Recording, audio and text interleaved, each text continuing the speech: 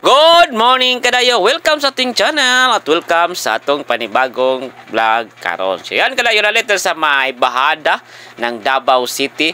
Nato diri sa particular sa may SPMC or Southern Philippines Medical Center. So yan ito yung pinakadako nga hospital sa Davao or sa Mindanao o sa buong Pilipinas mga kadayo.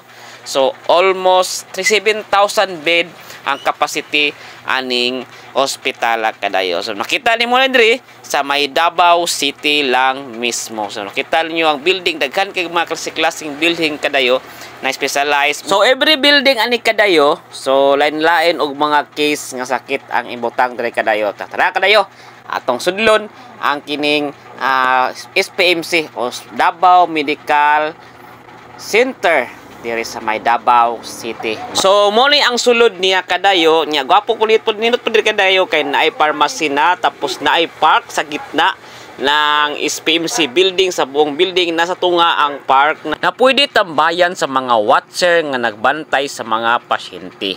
Unya na pwede makanan diri kada sa sulod lang kadayo nga pwede pod gyapon makanan or makaunan sa mga watcher nga nagbantay sa mga pasyente mga kadayo. So bago ko nakalimutan mga kadayo, mo ni ang pinakadakong hospital sa buong Pilipinas nga government owned mga kadayo. Amo ni ang SPMC.